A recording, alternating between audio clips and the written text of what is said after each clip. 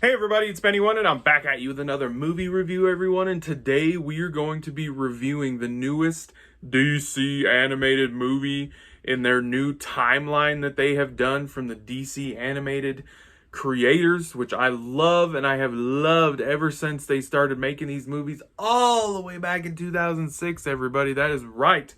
I watch them all, I buy them all. I love these freaking DC animated movies, and I do think they usually do a fantastic job. So, will Green Lantern be Where My Power? My favorite Green Lantern is in this movie, John Stewart. Will this movie hold up? Whew! Let's talk about it, everyone. So, this movie, of course, this newest Green Lantern introduces our new Green Lantern to this universe, because this is kind of an origin story for the ex-Marine John Stewart, everyone. As I said, he is my favorite Earth Green Lantern. I'm pretty sure there's 7 of them now. There might 6 or 7 of them now.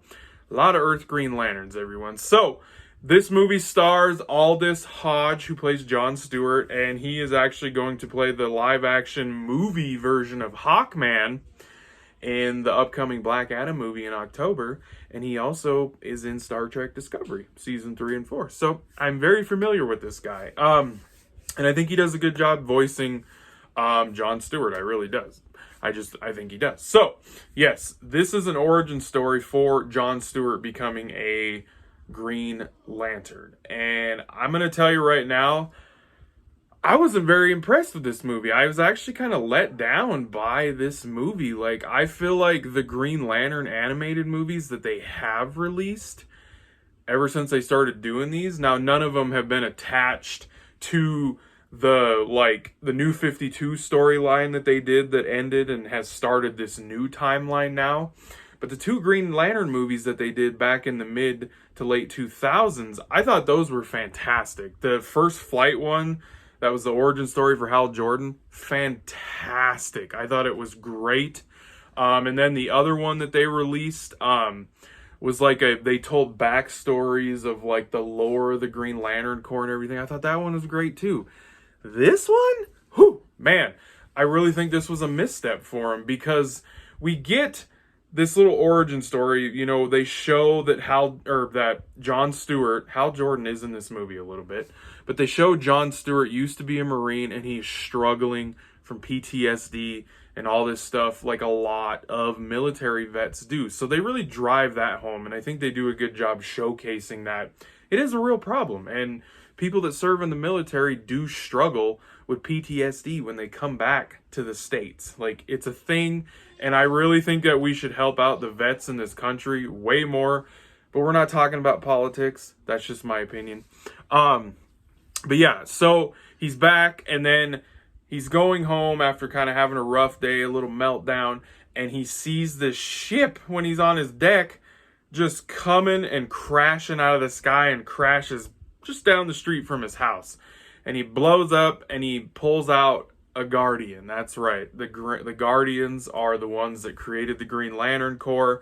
And he tells him that he needs to become a new Green Lantern and yada yada. He gets the ring and he basically becomes a Green Lantern. And it's just a huge, he's like, what the hell? All he wants is that ring to come off. Like, the ring, he can't pull it off or anything. He doesn't want anything to do with it. He's like, the hell with this shit.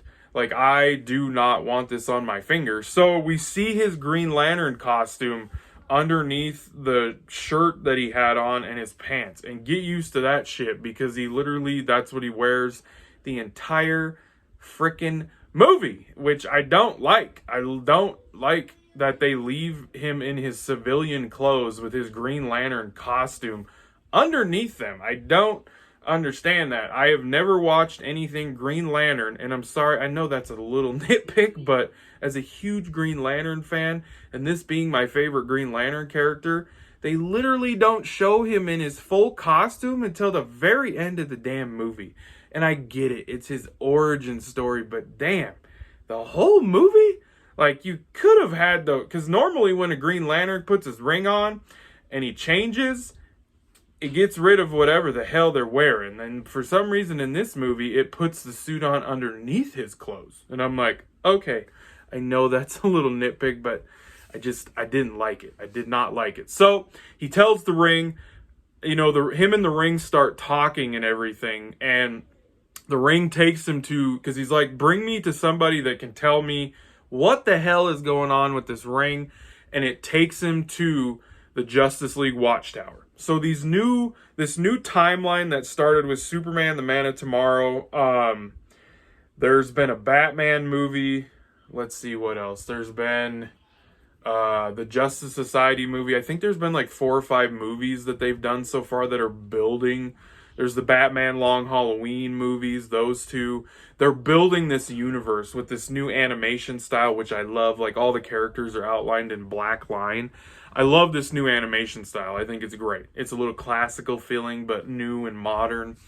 So, yeah, they're building this universe because Martian the Manhunter got introduced in the first one, the Superman Man of Tomorrow movie.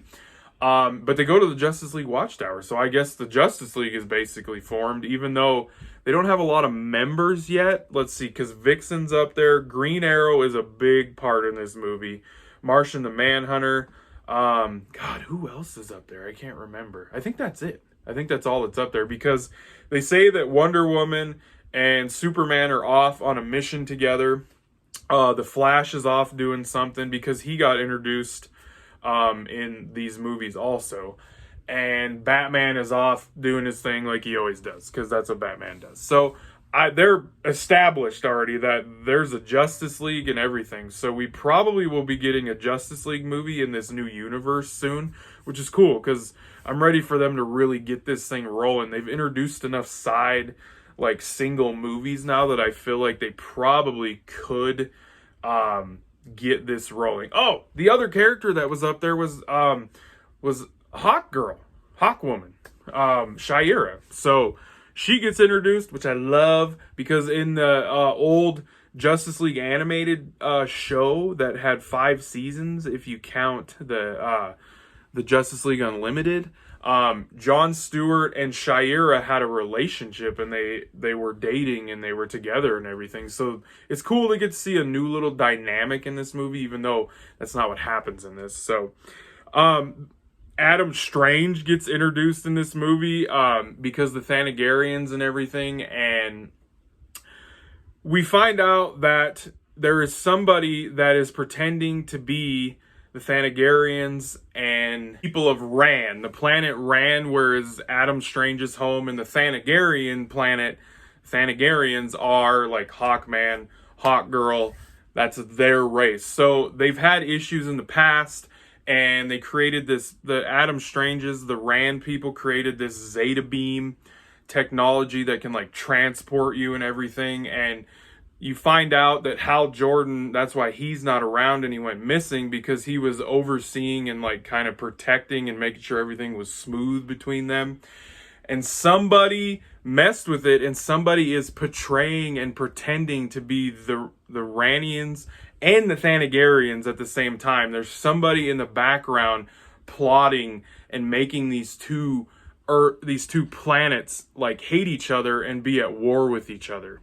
There's somebody behind the scenes causing all this goddamn problems, and it is Sinestro, everybody. That's right, because Oa is destroyed. All the Green Lanterns are dead on Oa, at least in this movie they are.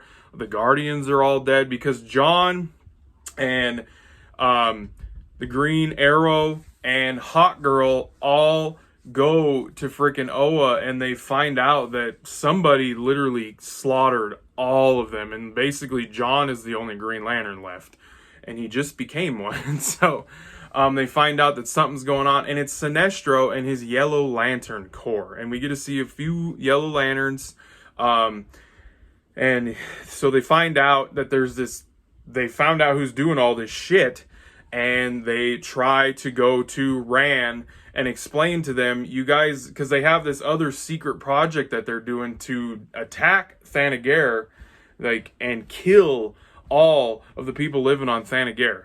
The Thanagarians, like, they're gonna kill them all. They're gonna wipe them all out because of what Sinestro's doing, and they're trying to tell him.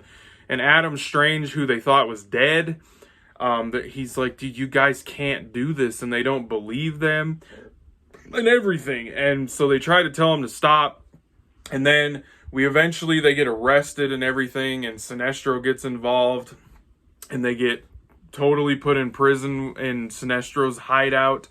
John gets his ring taken away by Sinestro, and out comes a bearded, just looking Hal Jordan out of nowhere. And right away I was like, what's going on here with Hal? Something's going on with Hal. I could tell right away something's off about him, because they showed Sinestro going up to him at the end when they show that Sinestro's behind everything in this huge Zeta beam machine, when Hal tried to stop it, but he couldn't.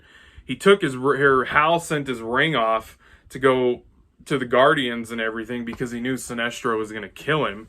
And later on we find out that's not what Sinestro did. He actually did something to freaking Hal. I'm getting everybody confused. I'm sorry. He put the Parallax entity inside of Hal Jordan. That's right. They do the Parallax storyline, I guess, a little in this movie with Hal Jordan. I don't like how they did it at all. I was a little confused that they chose to do it this way.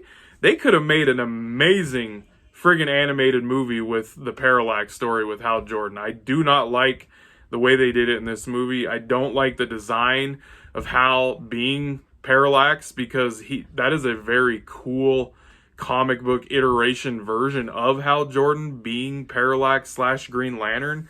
Like, I don't like what they did with that at all. And John, I don't really think John doesn't even really get to show off him being this badass Green Lantern until the very end when him and Hal are fighting, because Hal is Parallax.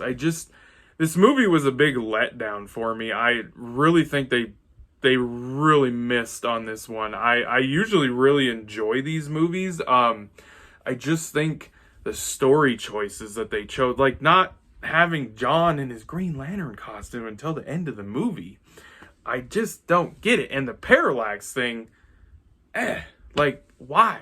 Why would you do that? I just think this was a misstep. I love that they added more characters to the Justice League basically in this. I mean, we got Green Arrow, we got Vixen, we got Hawk Girl, we have Green Lantern now, along with Martian the Manhunter, Wonder Woman, Flash, Batman, Superman. So we have our Justice League established now, basically. And then John Stewart is the new Green Lantern, because Hal is dead by the end of this movie. They literally kill him. And he sends because Hal had all the Green Lantern rings from everyone that he killed, because he was the one that went to Oa after he gets Parallax in him and he kills everybody. So Hal has like 12 rings, and John gets them back by the end of the movie, and he sends them all out to start the Green Lantern Corps again and everything. So like the movie ends on a good high note, but just overall it was kind of a letdown. I was just a little bummed out some of the choices that they made. And also something funny that I noticed in the editing of this is when they are imprisoned in Sinestro's little hideout thing, when they're cutting from scene to scene, John has his Green Lantern costume on underneath his clothes, but he doesn't have his ring. And then he doesn't. And then he does. And then he doesn't. There's like 4 different cuts when they're cutting to a different scene when they're escaping from this, where he has it on and then he doesn't, and then he does, and then he doesn't, but he doesn't have his ring on. And I'm like, whoo, editing mess up right there. That's just nitpicky shit that you just notice when you watch movies. So yeah, guys, Green Lantern, Beware My Power. I was super excited for this because my favorite Green Lantern was in it. They were going to introduce him, give him a little origin story. Whew, I was pretty bummed out by this one. So I'm going to give Green Lantern, Beware My Power. I'm giving this one a 5 out of 10, unfortunately, everybody. So I hope you guys enjoyed this review. I thank you for watching, and I'll be catching you on the tube later because I have spoken.